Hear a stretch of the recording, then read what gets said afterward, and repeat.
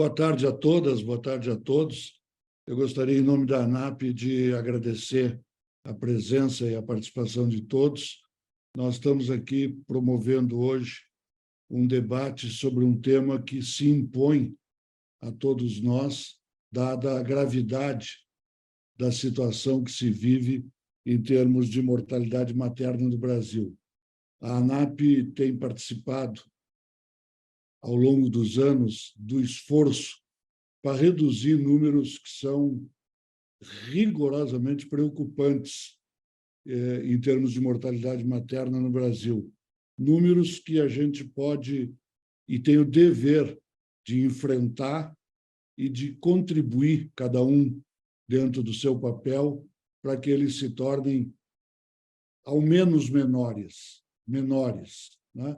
Então, feita essa breve saudação, eu queria dizer que nós vamos ter conosco, já temos conosco aqui, a doutora Mônica Iassana, que é a coordenadora da atenção à saúde da mulher dentro do Ministério da Saúde. A nossa saudação e agradecimento por tudo que a doutora Mônica tem feito. E temos como debatedores dois especialistas na área, representando dois hospitais que nós temos muito orgulho de ter como associados, a doutora Mônica Ciaulis, pela Maternidade Santa Joana, e o doutor Linus Facina, pelo Albert Einstein. A nossa ideia, se concordarem, é de passar imediatamente à doutora Mônica Iassana para que ela faça uma apresentação de como está a situação no país e qual é a estratégia que o Ministério pretende desenvolver. Então, logo ela conclua essa apresentação, a gente parte para aquilo que é sempre mais agradável e interessante, que é a conversa entre os convidados e entre aqueles que estão começando a nos acompanhar. Então, doutora Mônica, boa tarde. Mais uma vez, muito obrigado em tê-la e vamos, com muito prazer e com muita atenção, ouvir as suas palavras. Muito obrigada, doutor Brito. É uma satisfação, em nome do Ministério da Saúde, participar desse evento online. Gostaria de cumprimentar toda a diretoria da ANAP, da presidência da ANAP, agradecendo o convite dos colegas nessa atividade de hoje, doutora Mônica e doutor Linus, e dizer a todos os participantes que espero colaborar com essa discussão nesse mês que para nós é tão caro, nesse mês que é o mês pela saúde da mulher e pela luta na redução da mortalidade materna no nosso país. É dizer que vou trazer algumas considerações, alguns dados e ficar inteiramente à disposição para o debate e para as ponderações dos nossos mediadores. Vou compartilhar a tela pedindo a gentileza de vocês me confirmarem se estão com a tela sendo visualizada, por favor. Estamos acompanhando, perfeito. Ok. Bom, então, iniciar esta apresentação em nome da ministra Nízia Trindade, a nossa ministra da Saúde, trazer o abraço da ministra a todos os participantes, dizer que é uma honra, nesse tema de saúde da mulher e de mortalidade materna, ter uma ministra, pela primeira vez, uma ministra mulher, que nos representa nesse lugar importante do governo brasileiro. A nossa coordenação de atenção à saúde da mulher está dentro da Secretaria de Atenção Primária, que é dirigida pelo nosso secretário Nésio, dentro do Departamento de Gestão do Cuidado Integral, dirigido pelo Dr. Marcos Pedrosa, e é para nós muito importante e significativo esse organograma que nos coloca dentro do cuidado integral, que anteriormente o nosso departamento era de ações programáticas e estratégicas, mas agora nós estamos aí laureados pela saúde da criança, dos adolescentes, dos homens, da pessoa idosa, das práticas integrativas, das doenças transmissíveis. Então, trabalhar na perspectiva da coordenação e articulação do cuidado integral na linha da saúde integral das mulheres. Então, com essa apresentação orgânica aqui no Ministério, que eu digo da satisfação de poder está liderando a equipe da coordenação de atenção à saúde das mulheres. Nesse sentido, então, compartilho com vocês uma frase da ministra, dita no dia 8 de março, que diz muito dos passos deste ministério, desse governo, para a saúde das mulheres, das meninas e das pessoas. É visão do Ministério da Saúde o cuidado integral às mulheres da infância ao envelhecimento. Devemos pensar questões de gênero como direitos sexuais e reprodutivos, mortalidade materna, acesso ao atendimento, são agravados pelas desigualdades de classe e de raça. Essa é uma agenda que coloca o tema dos direitos humanos na pauta do Ministério da Saúde e também de outros ministérios. Aqui para fazer um giro de que hoje nós vamos falar sobre mortalidade materna, mas que nós estamos preocupados em garantir a política de saúde integral das mulheres, lembrando dos outros momentos de vida da mulher, que não é um momento reprodutivo, e dizer que também ficamos à disposição para o debate, para outras sessões, para debater não só a linha do cuidado materno, enfrentamento à mortalidade materna, mas as ações também vocadas para o climatério, pela menopausa, as questões ginecológicas e, sobretudo, as questões reprodutivas que têm sido tão caras para nós e tão tiradas das mulheres ao longo dos anos. Então, fazendo no recorte da mortalidade materna aqui, um breve giro sobre morbidade, lembrando a importância de discutirmos as condições que levam as mulheres ao óbito, mas também lembrar das condições de quase morte, que são aquelas que as mulheres ficam também impactadas no ciclo gravídico puerperal, que são as questões que definem morbidade e nianismo materno.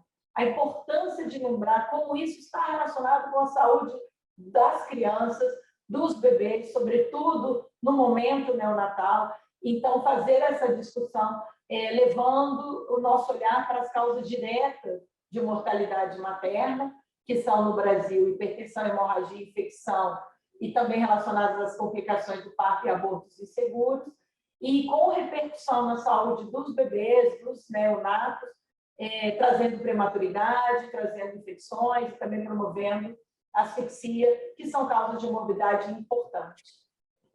Não podemos deixar de falar a importância da pandemia, como a pandemia colocou a nossa rede de cuidados, as mulheres e as pessoas, de uma forma geral, em xeque. A rede, a gente entende por rede de atenção todos os pontos de atenção que se articulam nos territórios para fazer entrega de cuidado, como o desafio nos desafiou enquanto práticas clínicas, e entender a importância da articulação da atenção primária e da atenção especializada como segmentos de cuidado que se complementam para oferecer aí uma qualidade da assistência em saúde. Trazer, então, aqui um dado fechado de 2021, que se inicia numa reflexão de redução da razão de mortalidade materna, lá no início da década de 90, enfrentando aí H1N1, enfrentando o Covid, mas lembrando que o Brasil vinha num movimento de queda, e lembrando que, ao longo desse intervalo de tempo, nós tivemos alguns compromissos internacionais, como os ODMs, por exemplo, onde pactuamos uma razão de 70 óbitos por 100 mil nascidos vivos. E o Brasil, em uma maneira coletiva, global, conseguiu ir caminhando dentro desses valores, né? se aproximando dessa pactuação, chegando, por exemplo, em 2018, da ordem de 59 óbitos por 100 mil nascidos vivos. Lembrando que no ambiente global, mundial, essa repactuação dos ODMs alcançou os ODS, e o Brasil, então, se compromete com uma razão de morte materna de 30 óbitos por 100 mil nascidos vivos. Com a pandemia de Covid-19, nós registramos um dado em 2021 fechado de uma razão de 117 óbitos por 100,4 por 100 mil nascidos vivos. É importante lembrar que esse dado é um dado Brasil, mas que existem num país continental como o nosso muitas diferenças de toda a ordem. Diferenças regionais, diferenças de acesso, diferença entre as mulheres, E aí a gente vê que o ano de 2020, aqui representado pela barra azul, aqui na horizontal dos estados, e o ano de 2021, representado pela barra laranja, nos mostram que as desigualdades na chegada da razão de morte materna perto da média Brasil e do objetivo pactuado dos ODS, ela é muito diferenciada. A gente tem Roraima fechando o ano de 2021 com uma razão de morte de mais de 300 óbitos por 100 mil nascidos vivos, e Pernambuco na ordem de 73,7.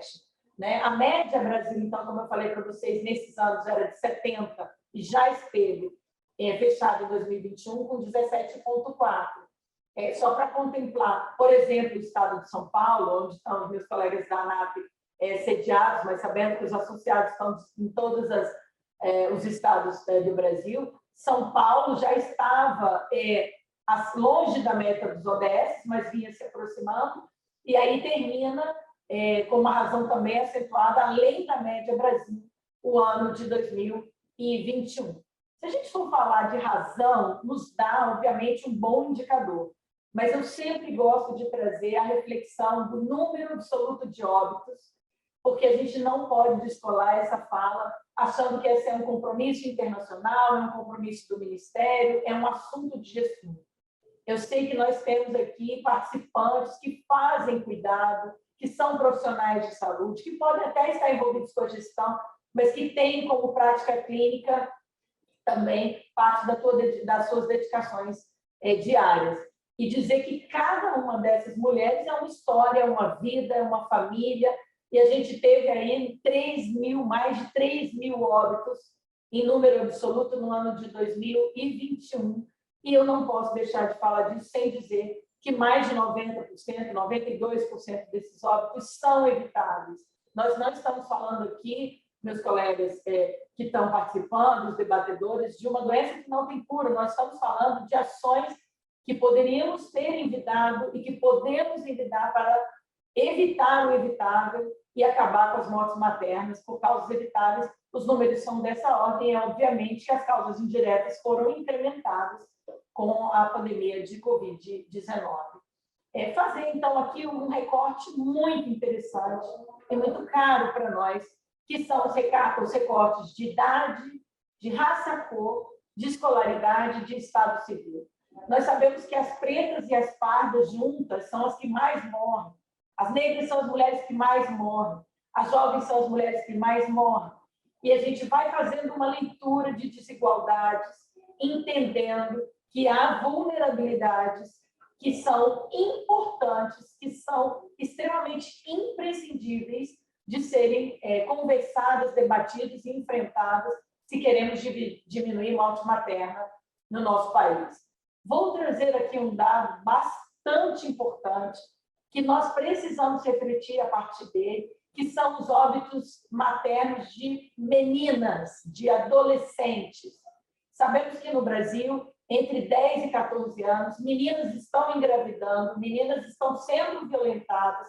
Isso é um crime chamado estupro de vulnerável no nosso país, é reconhecido pela legislação, e nós não só precisamos proteger as nossas meninas desse crime, como também enfrentar o que é a gestação na adolescência. Hoje, mais de 50% das mulheres gestantes no Brasil e meninas não desejaram a gestação, e 65% dessas eram adolescentes, e na adolescência esse percentual se acentua. Aqui eu estou trazendo uma calamidade, um problema sobre problema, que são aquelas que, além de terem sido vítimas de violência, na sua maioria das vezes, aquelas que estão violentadas, não acessam muito bem o sistema e morrem de morte evitável do ciclo gravídico puerperal. E essa fatia, entre 10 e 19 anos, representou no ano de 2021, dados fechados, 229 meninas que perderam a vida no ciclo gravídico puerperal. Eu deixei aqui à disposição de vocês o QR Code do painel de mortalidade materna, e aqui no slide anterior, do boletim epidemiológico publicado em 8 de março pela Secretaria de Vigilância e Saúde e pela Secretaria de Atenção Primária e Saúde, que trazem essas informações epidemiológicas e estatísticas com dados que eu estou trazendo para vocês.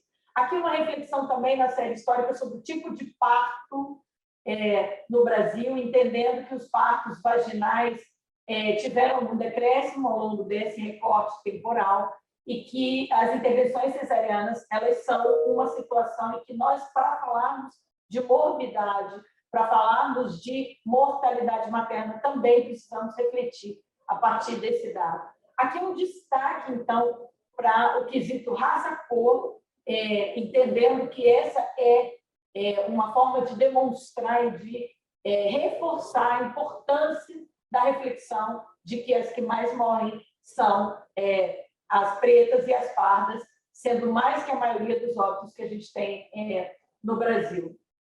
Aqui uma reflexão para a gente poder deixar também à disposição do debate sobre a qualidade do atendimento da mulher, e aqui fazer com vocês uma reflexão sobre o que acontece antes do momento do parto, observando dados sobre acesso ao pré-natal. Nós precisamos refletir qual a contribuição do número de consultas de pré-natal para o desfecho morte materna. Tá? Aqui é uma reflexão sobre o mês, né, de gestação, e aí observar que o desafio não é só aumentar o número de consultas de pré-natal no Brasil, mas também fazer com que elas aconteçam com qualidade e de forma tempestiva. Então, lembrar que 83% dos nascimentos no Brasil tiveram o pré-natal iniciado até o 3º mês de gestação, mas a gente tem também um início tardio de pré-natal, chegando a partir do 4º mês de gestação. Queria trazer um dado para vocês que quase 50 mil mulheres no ano de 2021 não tiveram nenhuma consulta de pré-natal. Ou seja, nós precisamos trabalhar para reduzir essas iniquidades e promover mais equidade no acesso ao pré-natal. Lembrando que pré-natal está da seguinte maneira relacionado com o óbito, com a razão de mortalidade materna. As mulheres que têm entre 1 e 3 consultas de pré-natal tendem a ter uma razão de mortalidade materna de mais de 200 óbitos por 100 mil nascidos vivos. E aquelas mulheres que têm mais de 6 consultas de pré-natal têm essa razão na ordem de 70 óbitos por 100 mil nascidos vivos, ok? Então, dizendo aqui que temos avançado no cenário brasileiro, né? Diminuindo o número de 1 a 3 atendimentos, que é a barra azul, e aumentado o número de atendimentos de 6 ou mais consultas, entre tantas observações que eu fiz, não nos deixam abandonar o tema da qualificação e da ampliação do acesso ao pré-natal como enfrentamento da mortalidade materna, né? Lembrar, então, das condições potencialmente ameaçadoras da vida, trazendo aqui uma discussão e uma reflexão também para os debatedores e para os participantes, que a gente refletir a respeito de quanto nós estamos estratificando o risco de morte dessas mulheres, quanto nós temos dialogado com as necessidades de cada mulher e quantas vezes está nas nossas mãos fazer um diagnóstico tempestivo das principais condições ameaçadoras da vida e iniciar tratamentos precoces para reduzir também mortalidade materna. Então, só encaminhando para algumas considerações, eu já falei da diversidade, da dimensão do nosso país. É muito diferente falar que as mulheres estão a 200 quilômetros do hospital, da maternidade ou da unidade básica de saúde da sua casa. Dependendo do território que ela está, esses 200 quilômetros podem se reverter em horas de barco, em horas de estrada, que não necessariamente são pavimentadas. Lembrar das mulheres que moram nas nossas florestas, lembrar das mulheres que trabalham no ambiente rural, das mulheres que vivem em outras condições em que o acesso pode ser extremamente dificultado. Lembrar que nós temos ainda dificuldade em estabilizar as mulheres em todos os lugares em que ela se apresente na rede de atenção, transportá-las de forma segura para que elas possam ser melhor atendidas em situações de urgência, por exemplo. Né? Falar do desafio que é incorporar tecnologia nos serviços de atenção ao parto e nascimento, promover, então, serviços seguros para nascer e para parir, falar de quão grande é o desafio pela distribuição igualitária do sangue nos cenários de parto no Brasil. Então, falar um pouco que nós precisamos continuar trabalhando e reforçando as ações de estruturação da rede, as questões de organização da rede, garantir, então, equipes 24 horas capacitadas para o enfrentamento das questões de urgência, mas também para identificação precoce a partir da atenção primária ou em qualquer ponto de atenção, e o desafio que é ampliar acesso não só aos serviços, mas também a medicamentos e a outras situações definidoras de óbito no Brasil. Então, aqui fazer uma leitura mais ampla do ODS, lembrar que a gente tem o ODS 3.1, que está diretamente dialogando com a redução da taxa de mortalidade materna global, mas que a gente tem outros ODS que falam da questão do acesso ao planejamento reprodutivo, que também é uma estratégia, sobretudo importante, para a redução dos óbitos e das gestações não planejadas, e da autonomia das mulheres, do direito que essas mulheres têm, não só a escolher o seu momento reprodutivo, mas a transitar no ciclo gravídico puerperal em segurança. Então, nesse sentido, reforçar as ações do Ministério da Saúde nas questões de planejamento reprodutivo, qualificação da atenção pré-natal. Aqui eu queria deixar também à disposição para o debate uma reflexão sobre a vigilância do óbito materno, do óbito fetal e do óbito neonatal e infantil, lembrando que sem o processo de vigilância qualificado do óbito, nós não entenderemos os determinantes de óbito, não poderemos revisitar os caminhos que essa mulher percorreu na rede de atenção. E aí é realmente de extrema relevância qualificar a vigilância, os processos de notificação e de vigilância dos óbitos. E aí, por fim, trazer uma estratégia que o Ministério da Saúde adotou, que o Ministério da Saúde aderiu junto com a Sociedade de Especialistas, signatário dessa estratégia FEBRAS, com a Associação Brasileira de Enfermagem Obstétrica, e é uma estratégia construída pela Fiocruz, que é chamada de 10 passos do cuidado obstétrico para a redução da morte e mortalidade materna. Eu costumo trazer, junto com os colegas especialistas que prepararam esses 10 passos, que basicamente quer dizer aquilo que a gente já sabe, mas não custa lembrar, pormenorizando ações de gestão e ações dos profissionais na organização da rede das práticas clínicas para o enfrentamento das causas básicas do óbito materno no Brasil.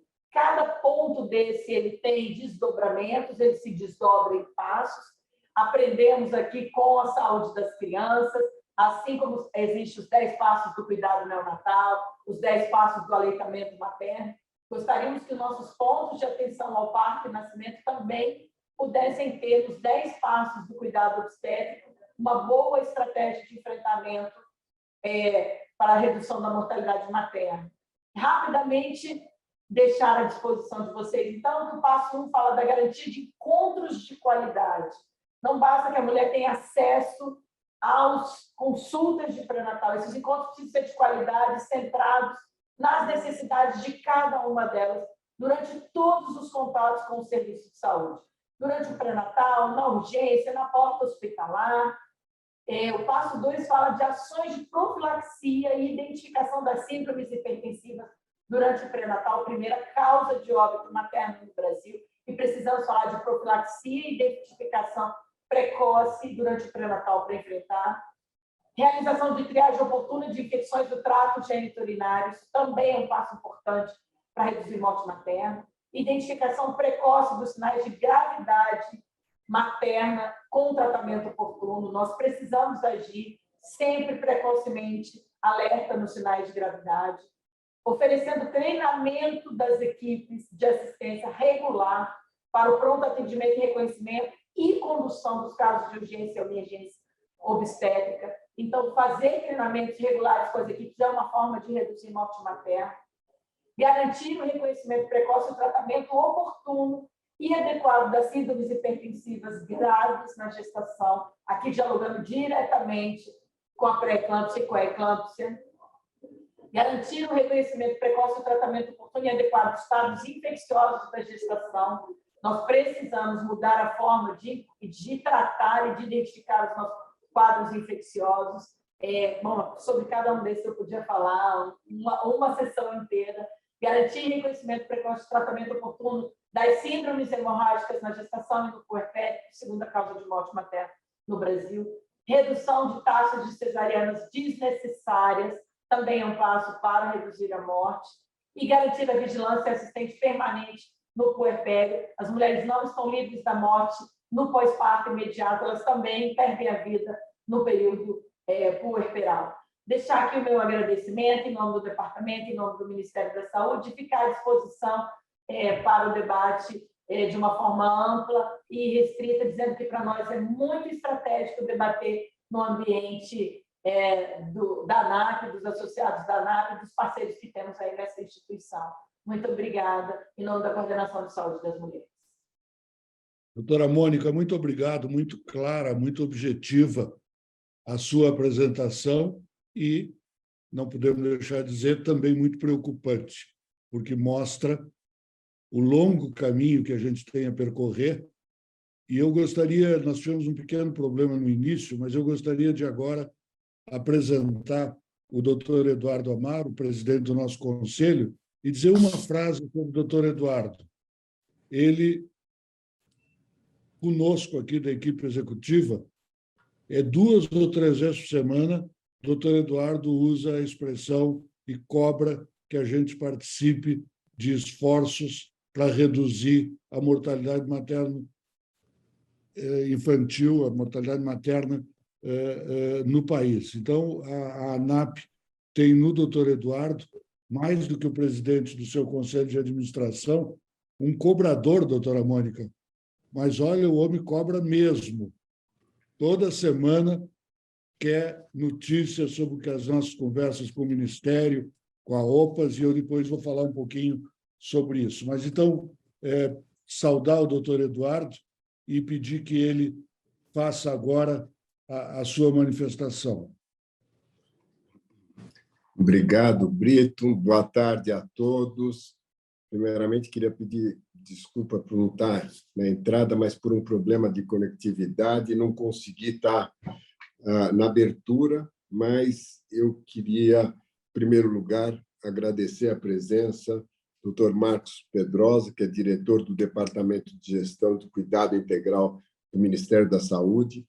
Assisti agora a apresentação da doutora Mônica Iasama, realmente brilhante, parabéns, doutora Mônica, ela que é coordenadora da atenção à saúde da mulher do Ministério da Saúde. Queria cumprimentar a doutora Mônica Cialdes, ela que é diretora do Grupo Santa Joana, e o doutor Linus Facina, que é gerente médico do Hospital Albert Einstein. Na realidade, eu acho que todos nós ficamos muito tristes quando nós vemos as estatísticas de mortalidade materna, sabendo que aumentou quase praticamente dobrou durante a pandemia. Nós ficamos muito tristes em ver quando uma pessoa, a mãe, acaba indo a óbito e, às vezes, muitas das vezes, poderia ter se evitado, tá? Tirando a pandemia, nós precisamos melhorar muito essa questão da mortalidade infantil. E, apesar do Brasil, um país continental, com esses desafios todos de uma grande nação, nós temos a obrigação, nós que somos profissionais da saúde, nós que somos médicos, que somos que podemos exercer esses atos em que venham a diminuir a mortalidade materna. E, como ser humano, a gente precisa fazer algumas medidas, precisamos tomar medidas mais efetivas para a gente conseguir diminuir.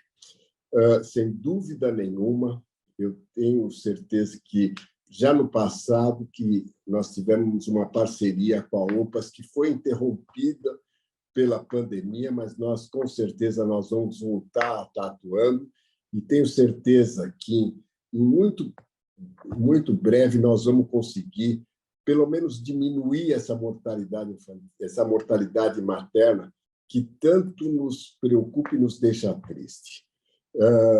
Eu queria dar sequência já novamente ao debate, tá? Agradecendo a presença de todos e mandar um abraço. Eu acho que sempre é muito proveitoso esses simpósios que a gente faz, que acaba engrandecendo, acaba enriquecendo a todos.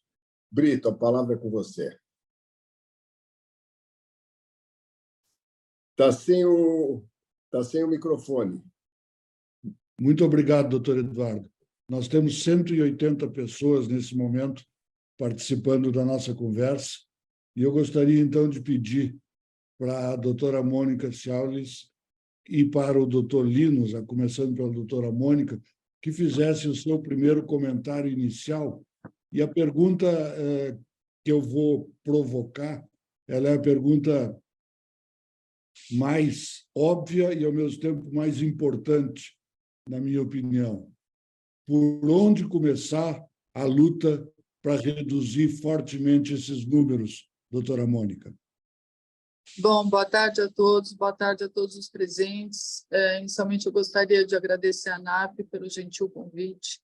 Eu vou começar falando a minha apresentação usando o que o senhor falou. Eu sei porque o doutor Eduardo Amaro cobra tanto, porque cobrando tudo isso dentro das maternidades do Grupo Santa Joana, posso dizer aos senhores que nossos índices de mortalidade materna são extremamente reduzidos. Hoje a gente pode falar que aqui é em torno de 4,45, 5 óbitos para cada 100 mil nascimentos. Então, esse é o momento, esse é o motivo de toda a cobrança, viu, doutor Brito, e a todos os presentes. Eu digo que isso é uma história contínua. Ao longo de 75 anos de existência do Grupo Santa Joana, é procurar fazer o melhor sempre dentro das condições que nós temos, né? Então, por onde começar? A Mônica foi brilhante na apresentação, né? Eu digo que aqui a gente costuma trabalhar muito baseado nessas 10 recomendações e que a gente resumiu em 4 pilares, né? Primeiro, uma área forte de ter protocolos assistenciais bem descritos dessas 3 principais causas de mortalidade materna, que são sepsis, hemorragia e pré-eclâmpsia, que, quando diagnosticadas precocemente e tratadas adequadamente, né, a gente reverte a grande maioria dos quadros, evitando todo esse impacto que uma morte materna traz, não só para aquele ciclo, para aquele núcleo familiar, para a sociedade. Então, ter protocolos bem desenvolvidos, principalmente para essas 3 primeiras causas, porque às vezes a gente quer cuidar de tudo, e deixa de cuidar dessas causas que são as 3 principais causas que levam à mortalidade. Agora, o protocolo sozinho, ele não adianta, ele não sai do papel. Eu aprendi muito com a Mônica, né, nesse projeto que nós fizemos com a UPAS, né? Mais do que o protocolo, a gente tem que transformar aquele protocolo em cuidado ao paciente. Aí que entra a capacitação, educação, não só de profissionais, mas hoje a gente tem trazido para dentro das maternidades educação de pacientes também. É importante ensinar para o paciente quais são os sinais precoces, quando ela deve procurar ajuda, né? E, nesse contexto, valorização da queixa da paciente, né? A principal causa de dano, quando a gente recebe um caso que a evolução não foi boa, é não valorizar a queixa de pacientes. Então, primeira base é ter protocolos assistenciais bem descritos das principais causas. Educação de pacientes e profissionais. E aí entram as questões mais desafiadoras, quando a gente fala globalmente em nível de Brasil, ter condição de assistência, uma estrutura hospitalar adequada, com equipamentos adequados que permitam realizar a monitorização contínua, e uma estrutura de apoio que inclui muitas vezes acesso a banco de sangue e laboratório, tá?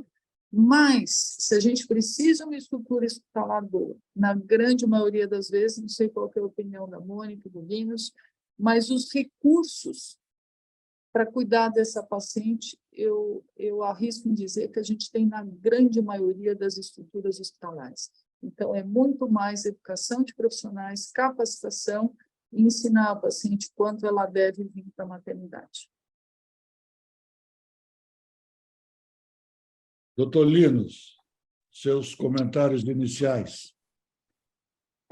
Aproveitando, então, a abertura dessa sessão, queria mais uma vez agradecer aqui a ANAP pelo convite, né? Doutor Eduardo Amaro, aí, um prazer estar sempre aqui com vocês discutindo temas importantes. O Antônio Brito por sua moderação. Essa brilhante apresentação da Mônica e a Soma para justamente trazer tema assim tão robusto, mas com tanta preciosidade dos dados, que nos traz a garantia que hoje o governo tem na sua mão aí o que de fato precisa ser feito, né? E a Mônica Ciaulis, obviamente, para a gente poder estar debatendo. Essa pergunta é uma pergunta que eu iniciaria com uma afirmação direta. Eu acho que a união, nesse momento, é a grande resposta para começar essa luta. A gente precisa unir esforços entre o que tem hoje de disponibilidade de um sistema de medicina suplementar, junto com o Sistema Único de Saúde, tentando trazer o que se aprende de uma forma conjunta em todos os sentidos, em todos os processos, para que a gente possa estar trabalhando nesses pilares, né? Me vem à mente, quando você pergunta sobre como começar a luta, o importante é começar a luta, né? A gente começa com alguns modelos interessantes que a gente vem se dedicando para trazer alguns resultados a nível populacional, quer seja pelo projeto do parto adequado, que a gente tem essa parceria com a Agência Nacional de Saúde e o Institute for Healthcare Improvement, em conjunto com o Ministério da Saúde, para que a gente possa trabalhar a questão específica do parto por via vaginal, que é temeroso no Brasil, né? A gente vê aquela inflexão da curva, né? Quando elas se cruzam, e que a gente passa a deixar a curva de cesárea subirem, e a gente passa a assumir por ali que o parto operatório, né, que a cesárea nada mais é do que um parto operatório, passa a ser a grande solução que nunca teve, de fato, a aprovação científica para que fosse justificada de uma forma tão exacerbada e numerosa. E com esses projetos, a gente também aprendeu, como a própria Mônica lembrou lá no comecinho, né, de algumas ações com relação ao próprio Ministério da Saúde e as ações de PROAD, a gente consegue hoje trabalhar alguns momentos interessantes, mas já permeando parcerias em busca de escalas maiores.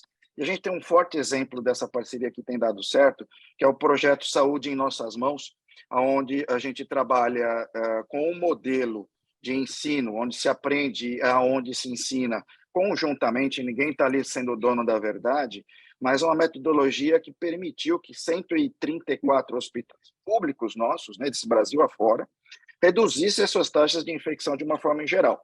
Então, eu entendo que acho que os grandes pilares hoje estão exatamente sendo alocados dentro de uma metodologia que a gente pode estar ajudando dentro desses processos, trazendo esse conjunto do que o governo sabe muito, que é trabalhar nessa vastidão territorial, conjuntamente com os pilares do dia a dia.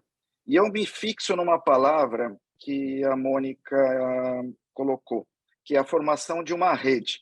Eu sei que quando a fala dela vem na formação de uma rede, muitas vezes é a atenção primária junto com a atenção especializada, mas a gente precisa se atrever a empoderar hoje as nossas famílias e principalmente os nossos pacientes e as nossas mulheres a formarem redes de apoio entre elas, para que também elas sejam vigilantes e nos cobrem e que a gente possa também usá-las no sentido de uma comunicação forte, trazendo esse modelo que possa ser compartilhado.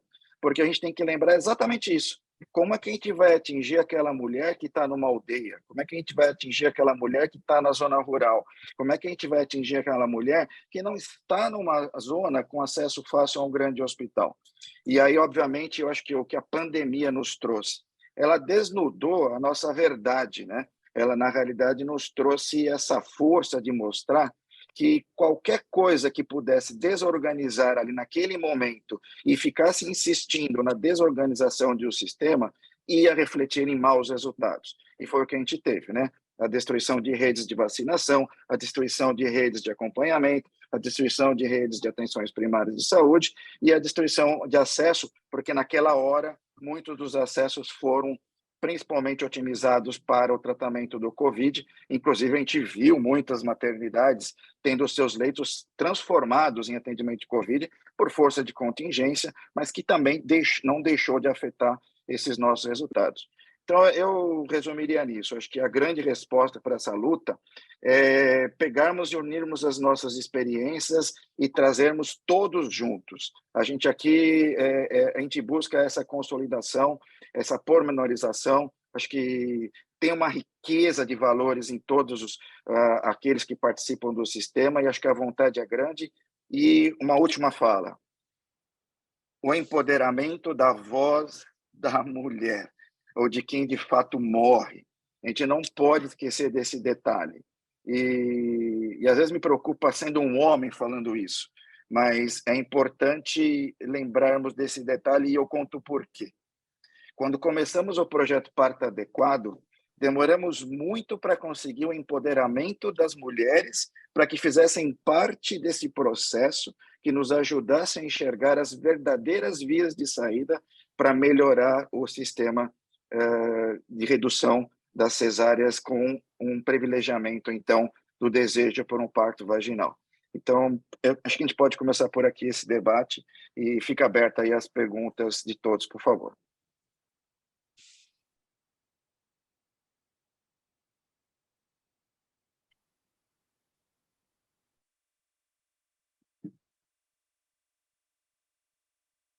Doutor Brito?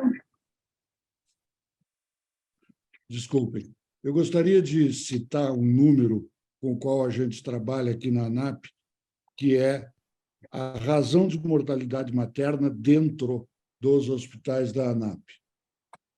Citar esse número para ir aí fazer um comentário em cima dele e uma provocação a vocês três. Nós temos, no ano de 2022, segundo o Observatório da ANAP, nos 120 hospitais da ANAP, uma razão de mortalidade de 17,4%. Esse é o dado dos hospitais da ANAP. No ano anterior, pandemia, 2021, tinha sido de 26,9%. Se a gente compara esses números com os números brasileiros, a gente obviamente vê, de um lado, a importância de priorizar essas ações e, de outro lado, de que é possível, sim, nós não estamos diante de algo impossível, que é possível, sim, trazer os números para aquilo que é um compromisso do país, até do ponto de vista internacional.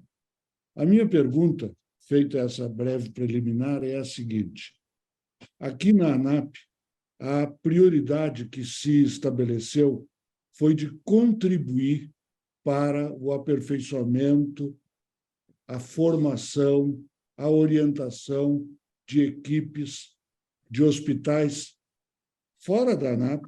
Nós não achamos que a ANAP deva trabalhar para que apenas os hospitais da ANAP tenham números bons.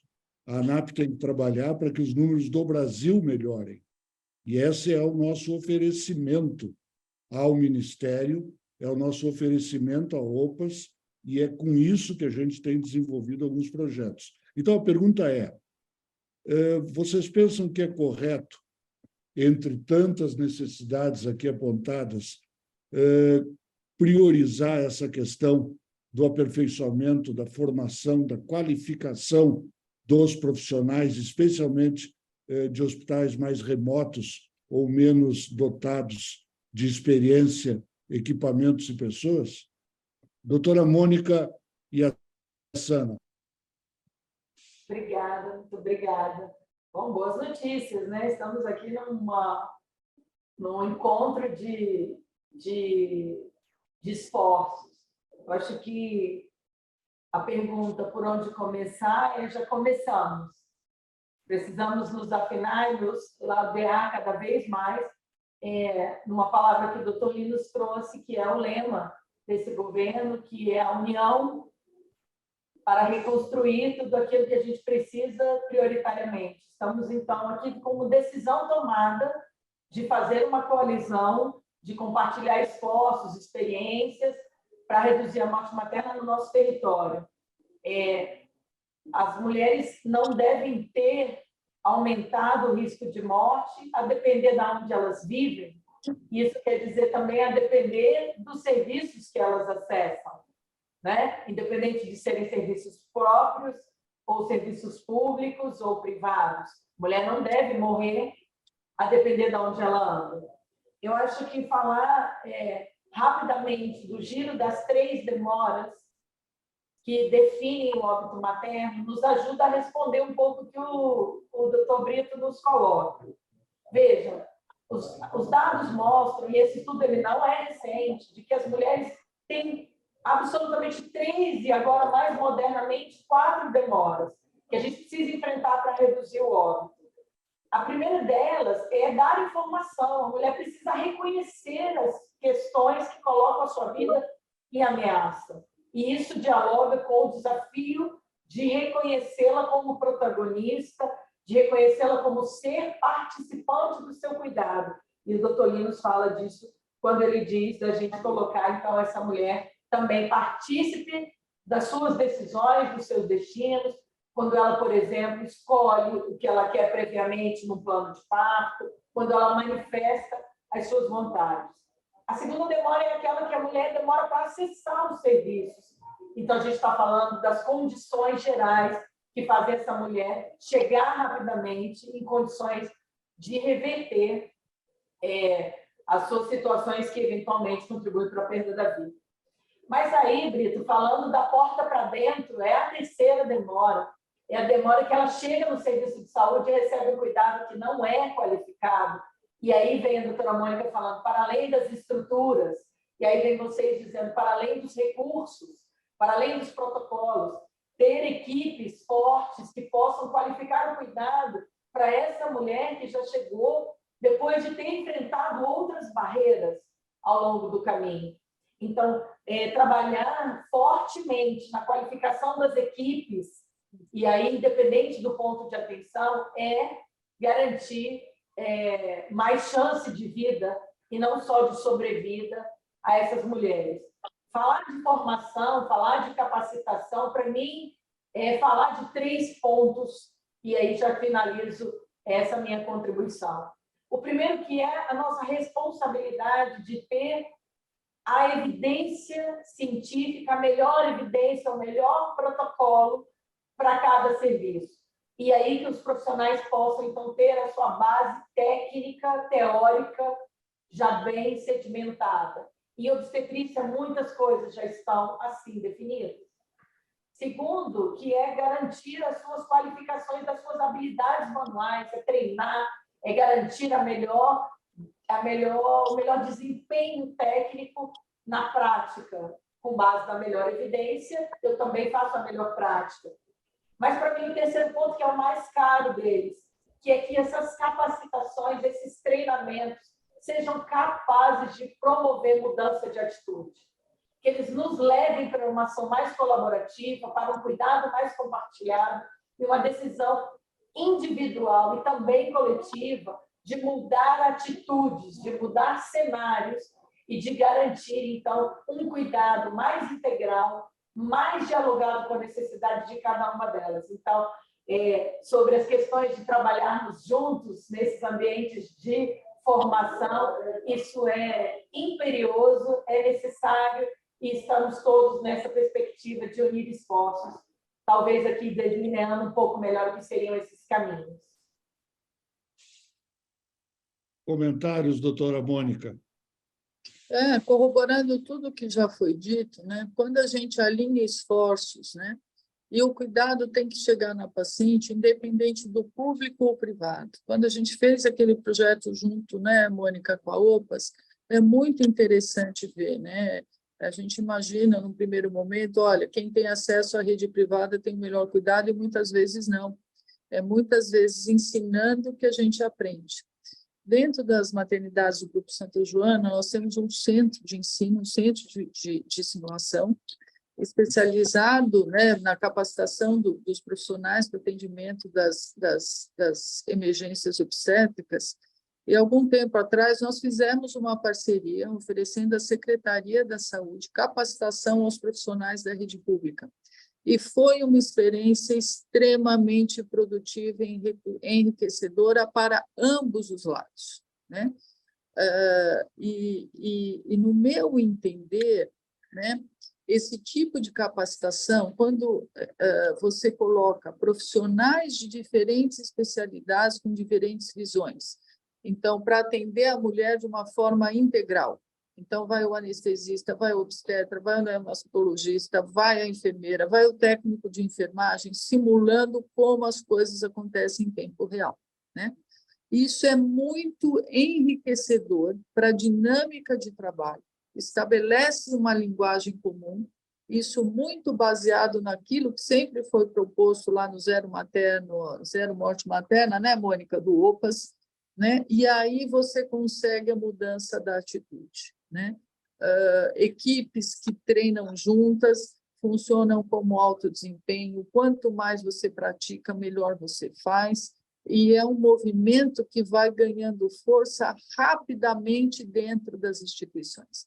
Às vezes, a dificuldade é assim, como é que eu vou consertar? Dê o primeiro passo, né? E aí eu falo de simulação e não é necessário ter um centro de simulação com bonecos de última geração, com manequins de última geração e fidelidade.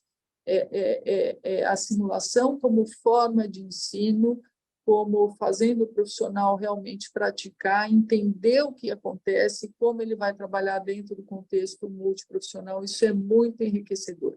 E essa parceria aí do público-privado, a gente não só ensina, mas aprende também. Ela é muito, muito interessante. Doutor Linus.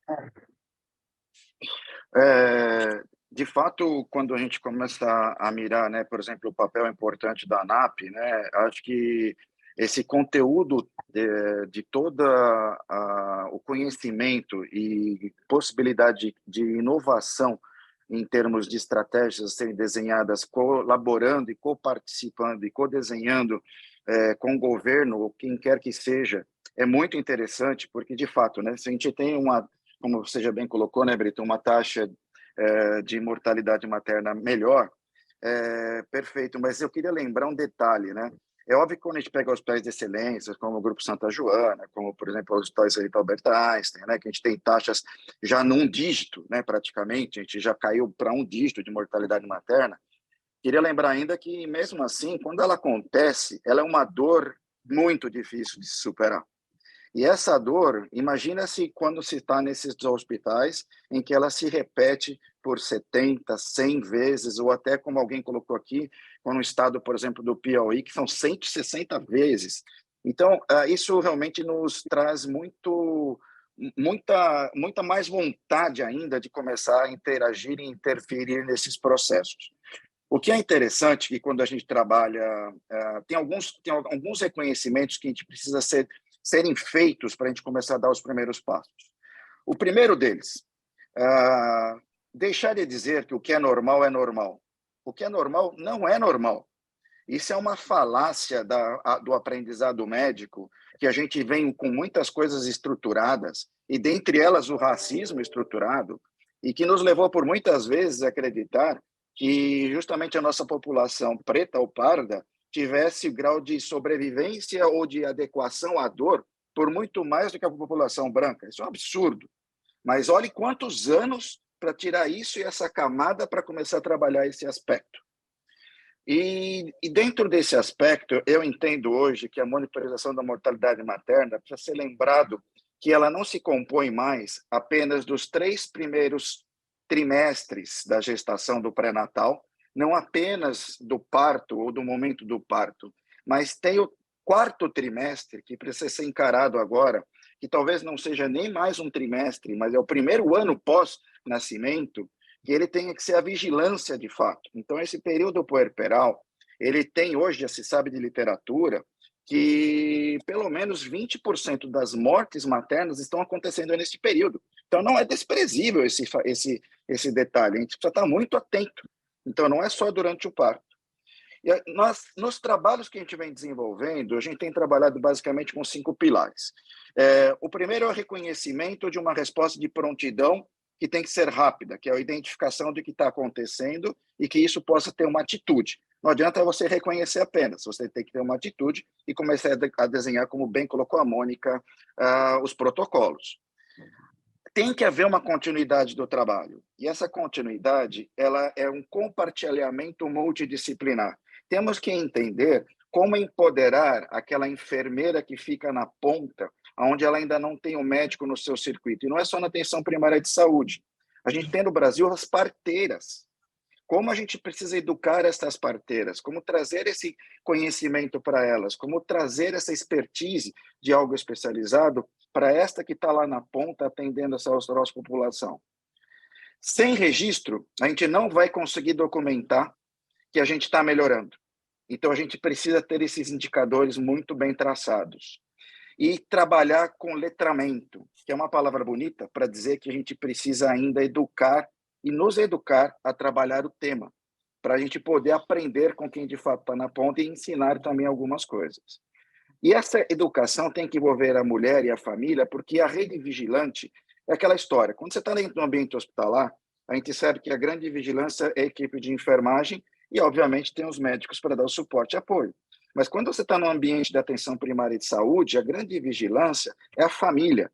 E se você não alerta essa família quais são os sinais de emergência, de urgência, principalmente para as causas evitáveis, que são as hemorragias, hipertensões, eventualmente as infecções, a gente acaba atrasando justamente a entrada desse paciente num sistema e tratando de uma forma mais adequada e perdendo aquelas horas de ouro para que a gente resgate aquela vida que certamente vai se perder pelo atraso da entrada nos nossos sistemas.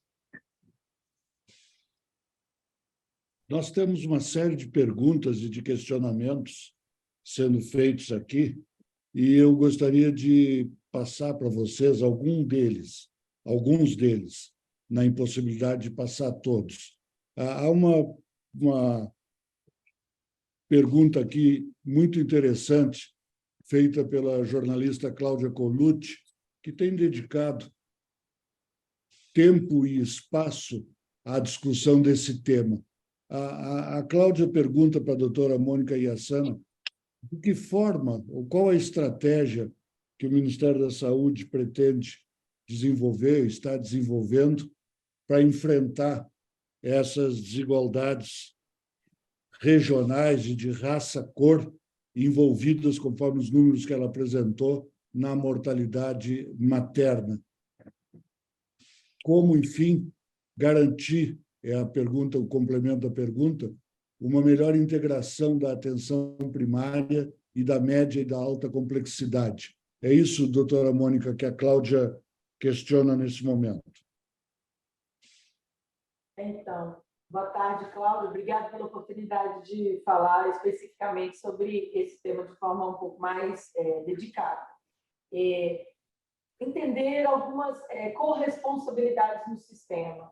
Eu acho que o Ministério da Saúde tem se apresentado como o ordenador desse sistema, aquele que retoma o papel de coordenação, que ordena junto com os estados e municípios o cuidado nos territórios, respeitando, obviamente, as especificidades determinantes de óbito em cada território. Estou falando aqui, sobretudo, das macro-regiões de saúde, que são os territórios consagrados para que a gente tenha a suficiência do cuidado em saúde.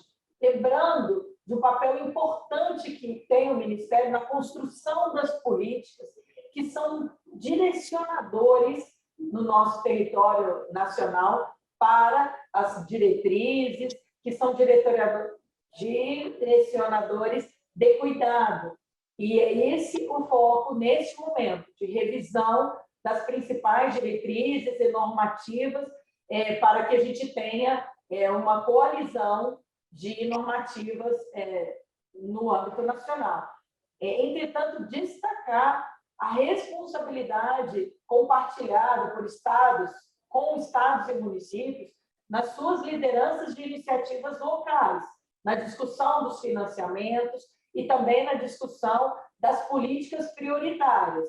Sabemos que a Rede Cegonha foi um pacto em torno da mudança do modelo de assistência no Brasil. e fazer de novo essa coalizão nacional a partir de um chamamento nacional para o entendimento dessa diversidade, daquilo que é determinante de óbito, daquilo que a gente já sabe, que os dados estão mostrando, que são as que mais matam, por questões como, por exemplo, o doutor Lemos trouxe, por acharmos que as negras aguentam mais tempo sem assistência, por acharmos que a mulher está ou não numa situação que a permite abrir mão do seu direito, das suas escolhas, no momento hospitalar. E garantir, sobretudo, que essa política pública tenha, além dessa pactuação com estados e municípios, a capacidade de induzir o cuidado em linha, o cuidado segmentado, mais articulado e compartilhado, para que a mulher possa buscar em qualquer ponto de atenção e ter, dentro da especificidade de cada serviço, a sua necessidade atendida. Eu acho que são essas, de uma forma muito rápida, as iniciativas globais para repensar as diretrizes políticas do ponto de vista da construção da política estrutural para atenção à saúde desse segmento que a gente está falando, que é o materno e infantil, que é um recorte muito específico da saúde das mulheres. A Helena faz uma provocação, coloca um tema que eu gostaria de endereçar ao doutor Linus e à doutora Mônica Ciaulis. Sabendo que, em média, são muito diferentes os resultados obtidos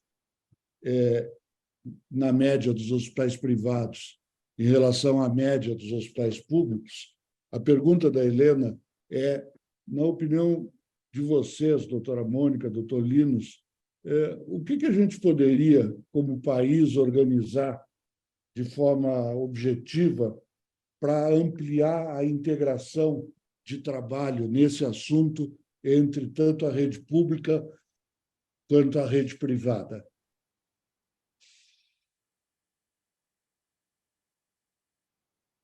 Quer começar, Lili? Pode ser, para inverter um pouco.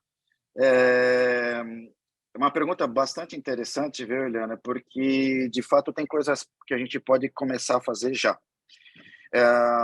Se vocês quiserem entender até um pouco mais, tem um documento público no site da empresa chamada MSD, que é um laboratório, que é o Merck Sharp & Dohme. Eles têm um programa chamado MSD para Mães. O Einstein tem uma parceria com esse projeto da MSD desde 2016, quando começou a trabalhar com um dos hospitais públicos do governo de Pernambuco, que é o Agamenon, e esse hospital ele tinha uma taxa de mortalidade que beirava em torno de 100 e poucas mulheres para 100 mil. E nesse trabalho, eles estavam dentro do projeto Parto Adequado, mas eles vieram gritando para nós, dizendo assim, tipo, não, mas nosso problema é que as mulheres estão morrendo. Então, assim, mais do que a parto, não apenas o parto via vaginal estava se tornando uma necessidade do empoderamento, mas a morte era o que realmente marcava. E foi feito ali um trabalho, uma parceria a muitas mãos, e a gente conseguiu uma redução de praticamente 60% dessa taxa de mortalidade. E isso eu chamo a atenção porque um outro governo, que foi o governo do estado da Bahia, nos trouxe a mesma demanda. Falou, olha, a gente está com uma demanda de mortalidade materna, já aí entrando uma parte desse território durante o período da pandemia do Covid, e a Merck Sharp, novamente a MSD, ela topou financiar mais uma vez esse projeto. Eu estou fazendo questão para dizer isso porque, assim, são estruturas públicas, nós entramos com um conhecimento técnico do ponto de vista de como organizá-las e elas deram resultado, não fomos nós. Quem deu resultado foi a estrutura pública. A estrutura pública tem a resposta. A estrutura pública, muitas vezes, ela precisa se sentir empoderada para enxergar aonde estão as suas saídas. E as respostas de uma estrutura como a do Agamenon, em Pernambuco, dos hospitais na Bahia, não são obrigatoriamente as mesmas. Então, a gente pode, sim, ajudar nessa construção com metodologia, buscando esses indicadores, que acho que é o que a gente consegue compartilhar de fato, que é conhecimento. Conhecimento não nos pertence. Quanto mais a gente doar esse conhecimento e sentir que essa doação chega à ponta e as pessoas se empoderarem dela e nos retribuírem com mais conhecimento, é o que a gente precisa hoje. E eu tenho a certeza que esse processo é viável por uma questão também pública. Se vocês procurarem dados na internet do programa Saúde em Nossas Mãos, que foi do programa de infecção de saúde, ali, eu lembro muito bem, nos primeiros encontros com os 130 hospitais do Brasil todo, que eram todos públicos, ali não tinha opção, não tinha participação nenhuma da medicina suplementar, nós apenas como moderadores e ajudando a patrocinar o processo, junto com outros hospitais de excelência, inclusive, que são filiados da ANAP. Então, assim, lembrando que não foi um trabalho só nosso, na verdade, foi uma parceria muito legal com outros hospitais de excelência. Isso nos trouxe a redução das taxas de infecção, de pneumonia, de infecções por catéter, ventilação pulmonar mecânica. E o discurso inicial foi exatamente esse. Não, mas somos um hospital público. Esse não é um demérito, é um privilégio que você pode usá-lo no sentido de ter a seu favor as ações do governo e usar essa força para que não você exija do governo, mas que te empodere para que você conheça os seus próprios dados. E o pessoal começou a ficar muito interessado a partir do momento que a gente provou para eles, inclusive, que eu lembro que uma das preocupações iniciais era assim, mas quanto isso nos custa?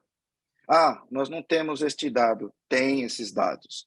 O custo, às vezes, não é o valor monetário ou monetizado, mas é o valor, é o que se entrega daquele serviço. E o que se entrega daquele serviço pode ser medido e servir como norte. Então, eu acho que assim, essas ações, nós temos um hábito de chamar essas ações de colaborativas. Elas podem ser construídas com quem quiser. Então, a gente pode construir ações colaborativas com hospitais da ANAP, hospitais públicos, Ministérios da Saúde. Basta ter uma vontade e um propósito. Se as pessoas têm vontade e propósito, a gente consegue construir isso em conjunto. E eu tenho a impressão que esse é o cenário que o governo atual, de fato, está querendo, que é trabalhar nessa mesma direção. Mônica, sua vez. Eu acho que realmente a chave é a união e estimular a facilitação dessas parcerias, né? A Mônica, no projeto de morte materna, tem um modelo bastante interessante de como você replica o conhecimento, capacitando quem vai capacitar. Então, trazer em times, né? Porque precisa ter uma estratégia de multiplicação de tudo isso, né? Mas que a divulgação de conhecimento, capacitação de profissionais, para que dentro de cada realidade de trabalho ele encontre um modo onde ele vai poder contribuir com essa causa. Porque é muito interessante, quando a gente fala de morte materna, e voltando às 3 principais causas, sepsis, pré-eclâmpsia e hemorragia.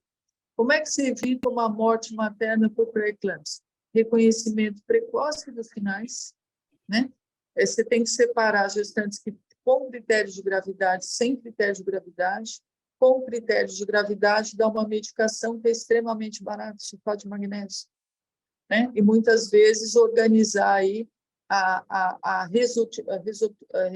resolução da gestação no momento apropriado, dependendo da idade gestacional. O Dr. Linus é pediatra, ele vai ser muito mais proficiente do que eu para falar essas questões, mas para cuidar disso e reduzir isso, você não precisa de grandes recursos financeiros. O conhecimento existe, de certa forma, eles não estão chegando em tempo, ou ele não chega, ou quando ele chega atrasado, né?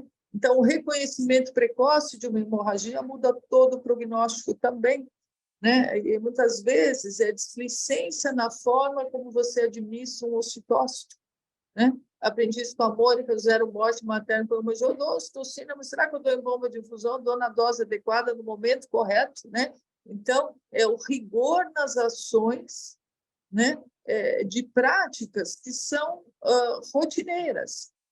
Quando você fala de infecção, a cada 1 hora de atraso na administração do antibiótico, leva um risco de 10%. Você está falando do reconhecimento precoce e administração de um antibiótico, que pode mudar o destino de uma família e da sociedade, né? Em relação à questão desses índices, piores ainda, quando a gente fala de populações mais vulneráveis, eu acho que o primeiro passo é reportar isso, né? Ter consciência que isso acontece, porque quando isso é divulgado e traz, mesmo assim, né? Aqui a gente tem uma visão muito, né? Do que acontece dentro do, né? Por estar dentro do hospital privado, né? Mas mesmo quando ela chega dentro do hospital, tirou todas essas dificuldades, esse momento de atraso que a Mônica colocou muito bem, né? Mas quando ela chega dentro do hospital, você ainda observa que mesmo ela estando dentro, da onde ela deveria receber o pronto cuidado, o melhor cuidado, a gente tem espaço grande para melhor. E quando eu falo grande para melhor, em termos de mortalidade materna, muitas vezes é reconhecimento precoce de um quadro de infecção. Se você der um antibiótico na primeira hora, muda o prognóstico. Valorização de uma queixa de pré-eclâmpsia. Olha, estou com cefaleia, estou com uma dor de estômago. Isso não é nada. Isso não é nada, não. Eu tenho que rastrear, eu tenho que saber se aquilo não está relacionado com uma pré-eclâmpsia. De repente, se organizar o parto de uma maneira diferente, escalonar o cuidado, dar uma medicação antipertensiva, sulfato de magnésio e resolveu aquela questão, né? E quando a gente fala em hemorragia, prevenção é muito importante, classificação de risco, alto risco, baixo risco, algumas medidas, estratégias diferentes, mas no dia a dia do parto, muitas vezes a principal medicação que auxiliaria no combate dessa causa é a administração de uma ocitocina, que foi feita de uma maneira displicente, um dá, um espera um pouco mais para dar, o outro dá sem bomba de infusão. Em resumo, a paciente não recebeu a dose que ela precisaria no momento correto, e, de novo, a gente poderia mudar toda uma situação. Eu acho que é parcerias, capacitações e sempre a grata surpresa, ensinando a gente aprende. Então, para quebrar um pouco essa história, olha, do público-privado, né? A gente aprende muito com o sistema público de saúde. Então, é todos juntos por uma causa só. A Cláudia Colucci, jornalista, manda uma outra pergunta. Os dados do Observatório de 2023 da ANAP mostram que a mortalidade neonatal em até 27 dias alcançou o seu maior índice. Qual a razão desse aumento? Pergunta a Cláudia, doutora Mônica. Mônica, para mim? Hã? Mônica, a Mônica... Doutora Mônica Iassana. Eu acho que a pergunta é por que os hospitais da ANAP atingiram um aumento da mortalidade neonatal. Não é isso? Do Observatório ANAP, o dado, Mônica. A pergunta é no sentido de entender por que a mortalidade neonatal estaria aumentando nos hospitais associados. Eu posso ter uma suspeita, né? Porque eu estou dentro dos hospitais privados. 2020 e 2021, 21 foi o pico da pandemia do Covid. Com certeza, nós tivemos grávidas mais doentes, mais gestações terminando em idades gestacionais precoces, mais prematuros, né? Então, acho que, com certeza, tudo isso deve ter um impacto aí na mortalidade neonatal, tá? Mas eu acho que, de novo, é um ponto de atenção, assim como mortalidade materna, uma atenção muito grande em relação à mortalidade neonatal, onde existe também um espaço grande para melhora como saúde populacional. E, de novo, uma área onde existe conhecimento, existe recurso, e o que, na grande maioria das vezes, precisa, isso está um pouco na fala do Linus, né? É organizar os recursos que a gente já tem. Bem, esse dado isolado, é importante a gente não realmente olhá-lo só esse momento, porque como as Mônicas, né, colocaram, bem colocado, né,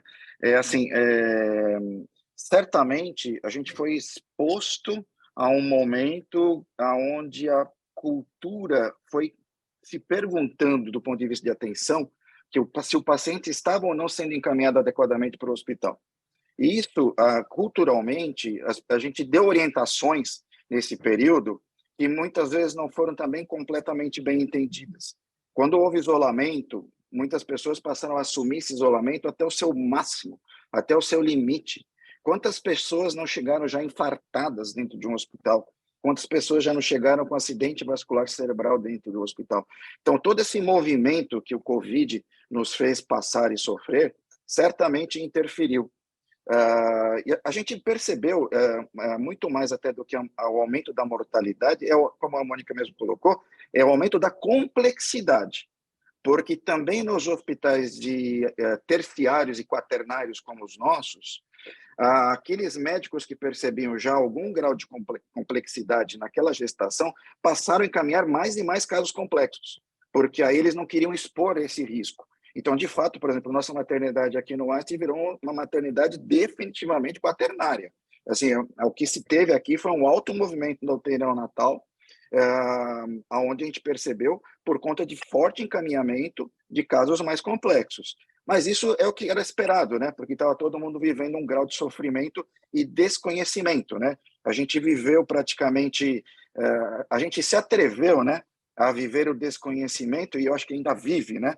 Esse desconhecimento não é, a gente não tem um conhecimento completo do Covid, né? Agora a gente está vendo perplexamente, né, alterações do Covid long, que agora estão aparecendo, né, e que agora estão demonstrando. E, obviamente, isso deve estar interferindo, sim, o ciclo de vida de todas as patologias, inclusive aquelas que interferem no ciclo neonatal.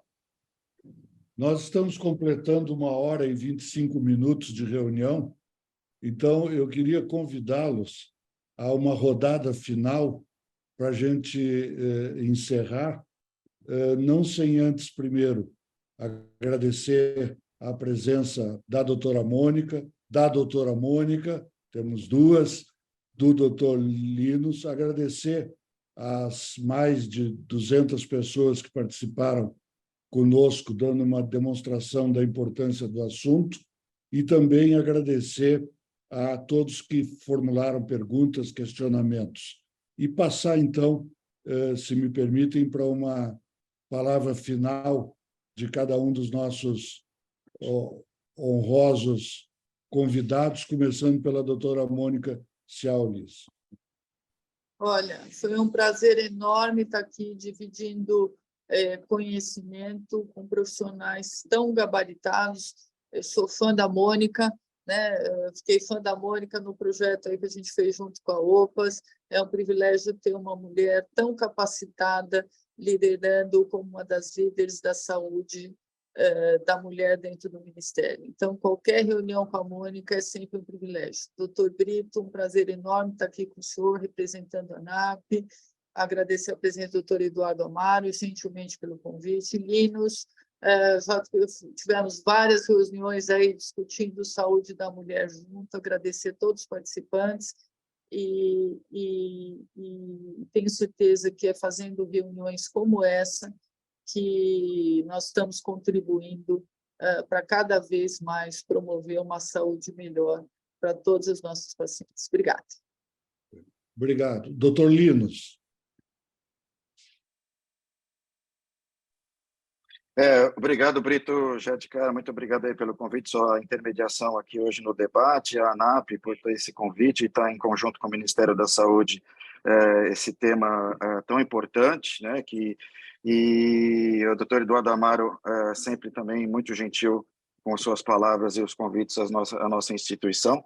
A Mônica e a Sana por sua presença aqui, grande aprendizado com seu conhecimento sempre nos enobrece, a Mônica Ciaulis também, por todo esse movimento que tem sido feito a favor da saúde da mulher. E muito obrigado a todos que estão aqui participando. E eu gosto muito de uma frase do projeto exatamente da OPAS, porque o objetivo é mortalidade zero. Eu acho que isso aqui precisa ficar ancorado para todos no bom sentido. É possível, a gente consegue, e a gente tem que buscar a mortalidade zero. Essas mulheres, elas não merecem esse destino. A gente precisa trazê-las para realmente ter essa oportunidade de criarem os seus filhos, de que essas famílias sejam construídas e não destruídas, que são vidas, são sociedades sendo desestruturadas se a gente não se mexer nessa direção. Muito obrigado mais uma vez. Doutora Mônica e a Sana.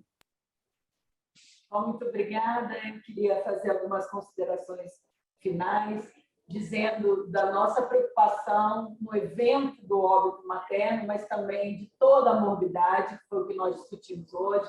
Então, acho que o desafio para os hospitais privados é discutir morbidade materna extremamente grave, é qualificar o uso do sangue, é qualificar o foco na necessidade de cada uma das mulheres.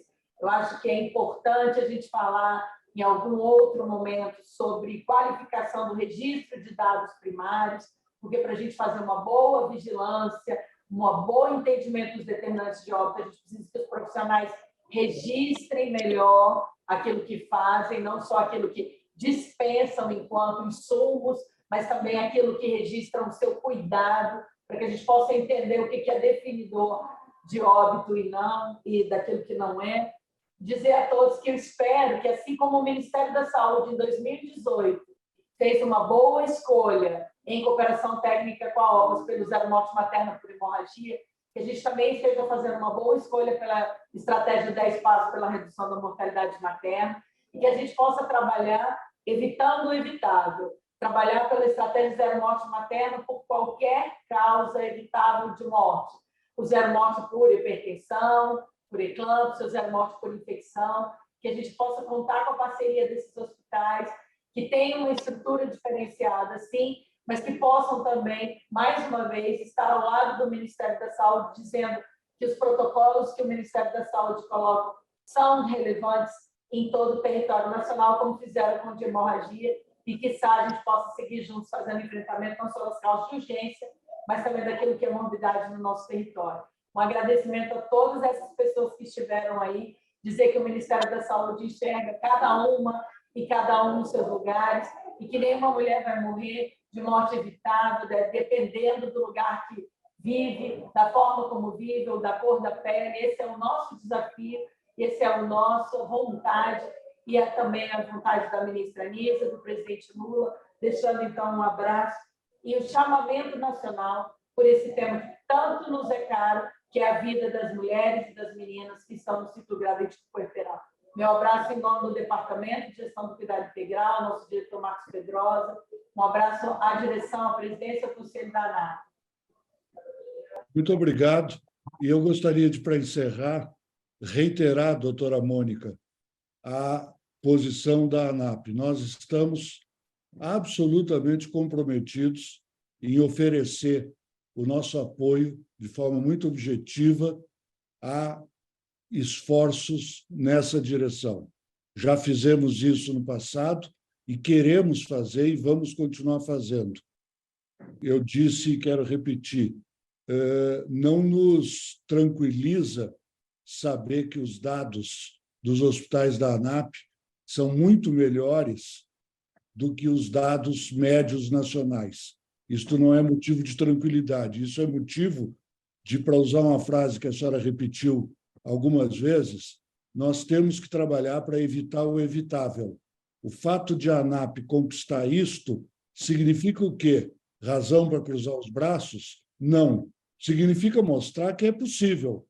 É possível evitar o evitável. E contem com a ANAP, com a estrutura da ANAP, com os hospitais da ANAP, para a gente, de forma integrada. Aqui não tem questão de público nem de privado. Aqui tem questão de saúde, de justiça e de combate a essas inaceitáveis diferenças decorrentes de questões ou raciais, ou geográficas, ou socioeconômicas. Ou seja, contem com a ANAP. Muito obrigado a todos. Uma boa tarde.